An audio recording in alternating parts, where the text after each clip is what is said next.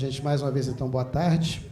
E agradecer a oportunidade. Né? Esse aqui é um evento que já está na sua 8ª edição.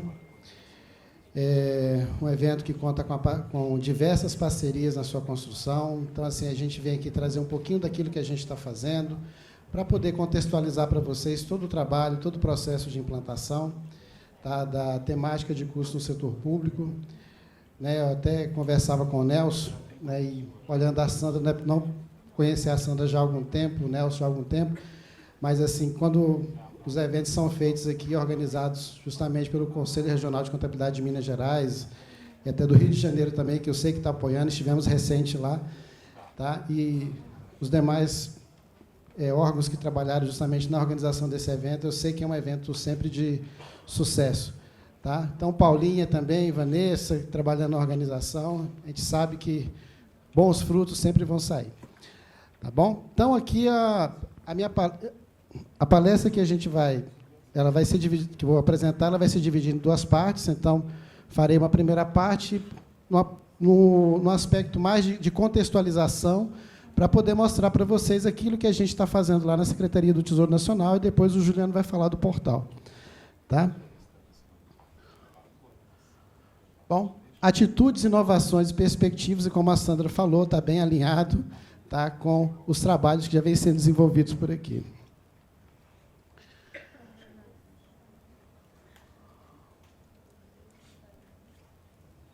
Bom, quando a gente fala hoje, se a gente pensar em todo o cenário econômico que a gente está envolvido, a gente se vê diante de uma situação como se fosse um sinal de trânsito. Eu paro, eu sigo, atenção, tá? Mas o momento hoje que a gente vê é justamente da gente poder fazer uma reflexão sobre todo esse processo. Tá? Já dizia muito tempo atrás, os primeiros congressos, né, que o primeiro congresso aconteceu em 2009, a gente já tentava trazer essa reflexão, tá? Justamente para que a gente sabe que, se havia naquela época um período de vacas gordas, esse período não necessariamente iria se perpetuar. E a gente já está vendo que, hoje, o momento ele merece muito mais uma reflexão, e faz com que a gente volte para questões que são fundamentais, ou seja, fazer um check-up, fazer um diagnóstico.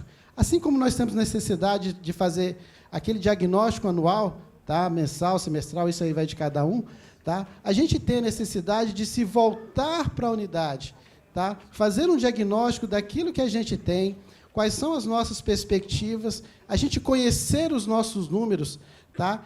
E a partir daí, então, a gente fazer uma análise daquilo que é positivo, daquilo que é negativo, tá? E eu sempre volto, sempre nas conversas com o Nelson, que ele falava, olha, a gente tem que eliminar aquele pecado capital, que é o retrabalho. Tá? Então, a gente precisa fazer uma análise sobre todo esse processo, tá? Ter um diagnóstico para a gente saber que passos que a gente vai dar. Hoje, a gente não pode ser levado simplesmente pela maré, mas a gente precisa ter uma noção clara de como prosseguir. E esse como prosseguir passa por a gente fazer uma análise, ter um diagnóstico sobre como funciona a nossa unidade.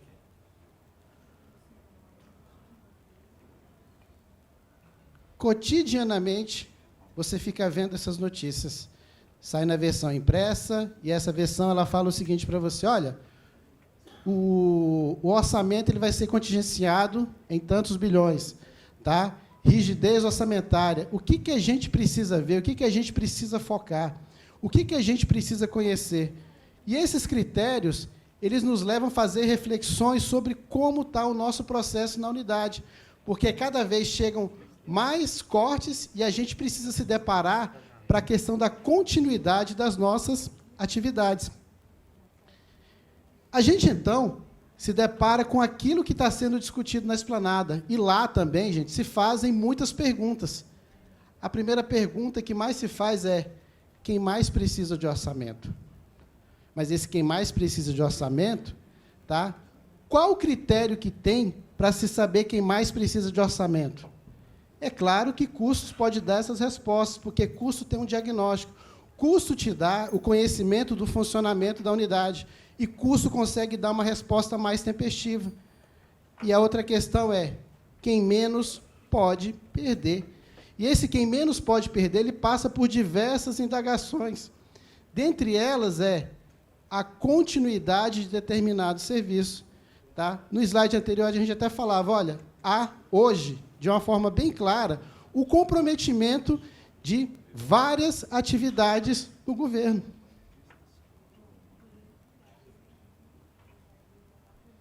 Novidades. O que a gente tem tratado, então? Nós estamos no processo de revisitar a cartilha de custos, né? Então, para quem conhece custo, o que é, para que serve, como isso afeta o nosso dia a dia. Nós temos uma ferramenta que desenvolvemos lá, tá? Estamos utilizando ela, nesse primeiro momento, de forma interna, que nós chamamos de EcoInc. Tá? O Juliano vai detalhar um pouco mais na apresentação dele, assim como o portal de custos do governo federal. Quando viemos aqui no Congresso, no ano passado, ele estava em caráter de projeto, tá? Mas agora ele já está disponível.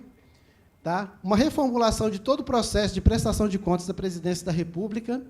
Tá? O Manual de Informação de Custos, recém-lançado. Né? Vamos revisitar algumas normas e procedimentos também. Tá? A ferramenta Data Custo para Todos. Lembra do Data Custo, Nelson? Participação no FOCAL, que é o Fórum de Contadores da América Latina, que vai ser agora no mês de setembro. Tá? Os eventos do Entendendo Utilizando o SIC e outras palestras que a gente tem feito, também como lá no Encontro de Gestores Públicos, no Semana Contábil Fiscal para Estados e Municípios. Integração avançada com outros sistemas. Então, a gente está no processo de integração com o Sistema de Imóveis da União, com o Sistema de Concessão de Diárias e Passagens, tá? E também a disponibilização, ainda está em elaboração, de um periódico chamado Foco em Custos. Bom, como eu disse, recém-lançado, tá? Foi um trabalho árduo aí, de pelo menos 3 anos, da nossa equipe, tá? Com uma dedicação muito grande. Então, assim, exigiu um esforço muito grande, um trabalho de pesquisa muito grande para a elaboração desse material. Então, é o Manual de Informação de Custos do Setor Público. Tá? Nós chamamos lá carinhosamente de MIC. Tá?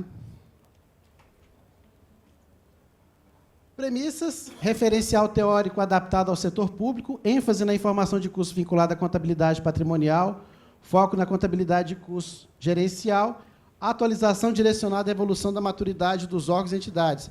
Então, assim, muita gente perguntava, olha, qual o referencial da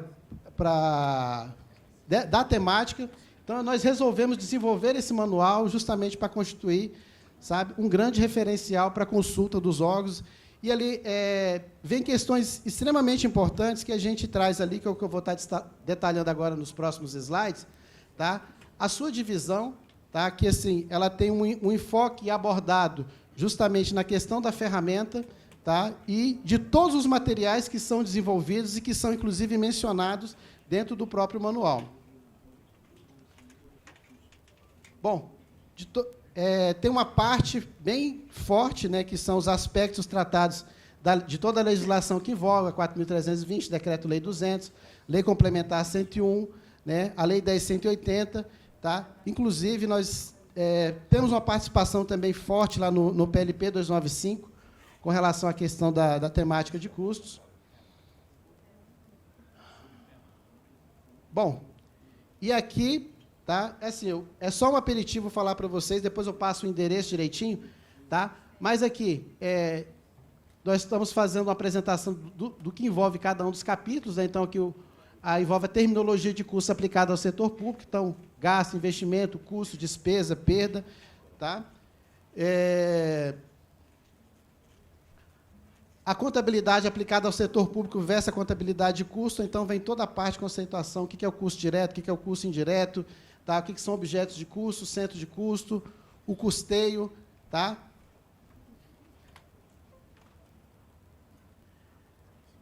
Bom, a gente fala também de alguns critérios, né, então, que envolve toda a parte da priorização, os métodos utilizados, tá? E a gente fala também da questão de algumas experiências também e o objeto de custo final. Tá? Então, assim, como se trabalha essa questão? Tá? A gente também, hoje, tem um foco muito importante na questão da definição do que são os sistemas estruturantes, aquilo que compõe a base, Então, repita assim, falando de uma forma bem rápida para contextualizar para vocês, mas principalmente para falar sobre essa modelagem sistêmica, essa modelagem legal, tá? Essa modelagem conceitual, tudo que ampara e tudo que dá respaldo a todo esse processo. Tá? Como eu disse para vocês, a gente também tem uma ênfase muito forte com essa parte aqui, que envolve o desenvolvimento do modelo de custo personalizado. Então, a gente fala passo a passo, tá? Como é esse processo de estruturação. Tá? Desde aqueles que fazem o levantamento, que iniciam a discussão desse processo, tá? Até aqueles que vão atuar diretamente na geração da informação de custos. Então, nós temos aqui um processo que envolve, tá? Desde o momento em que você define a necessidade de utilização, a participação da alta gestão, a definição, a concepção de qual metodologia que você vai utilizar, a definição dos seus produtos, como isso vai ser como isso pode ser discutido. Isso aqui é apenas um esboço, mas lá nós temos um pouquinho mais detalhado. Tá? E, assim, gente, a gente sempre fala uma questão pontual que um passo importante é a geração, mas o outro seguinte é justamente a gestão da informação de custos no setor público.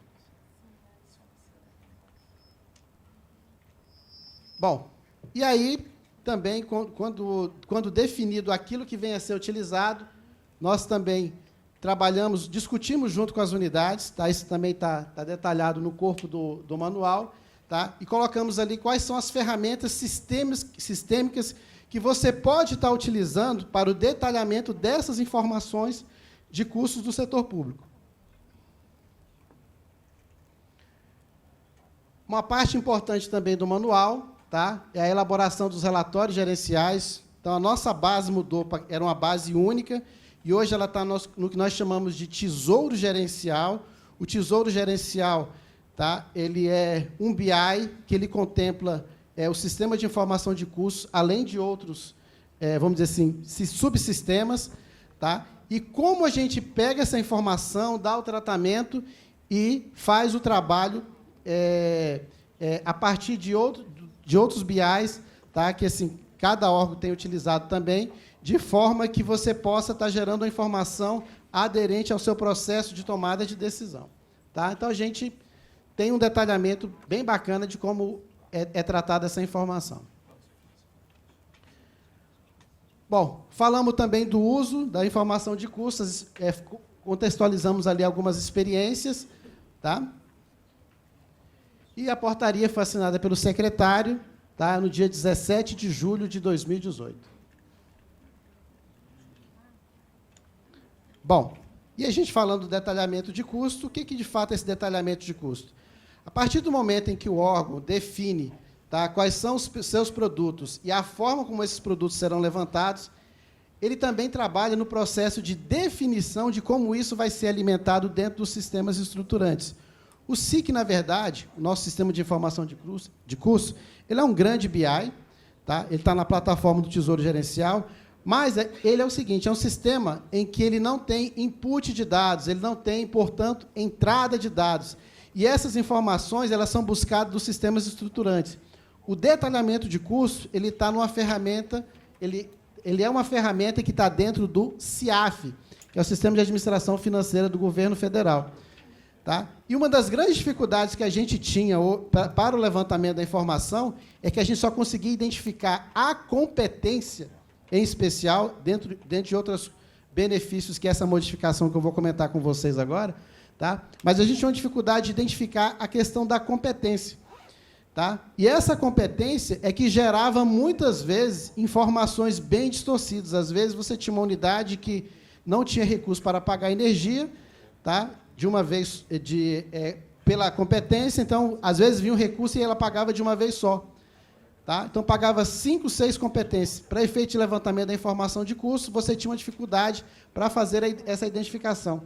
E com essa ferramenta, o detalhamento de custos, tá? Nós fizemos um aprimoramento em que essa ferramenta hoje ela é utilizada por todos os usuários.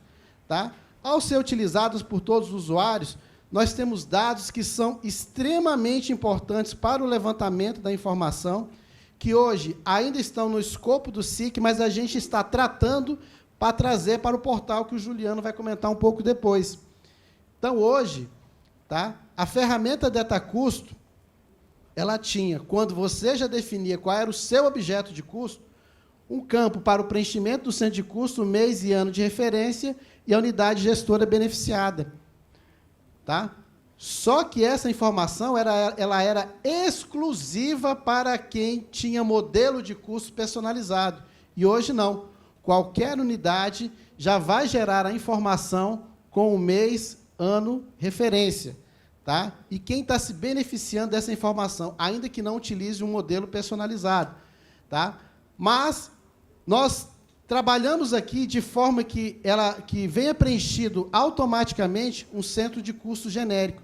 Tá? Isso aqui é para iniciar o processo de forma que, futuramente, eles consigam desenvolver o seu modelo personalizado. Mas, hoje, nós conseguimos ter a informação por competência daqueles que utilizam o modelo personalizado com aqueles que não utilizam o modelo personalizado. Atrelado a isso, nós temos uma informação bem importante também, que nós chamamos de CIORG. O CIORG é um dos sistemas que compõem a base do SIC. O CIORG é o Sistema das Informações Organizacionais. Então, ele traz o detalhamento de toda a estrutura que é apresentada pelos decretos, tá? E também dos regimentos internos de cada órgão. Então, ao trazer essa informação do CIORG, da unidade do CIORG, tudo isso daqui, repito, no momento futuro que a gente está trabalhando, até porque essa alteração aqui é recente, isso aqui vai estar refletido também dentro do portal de custos. Tá?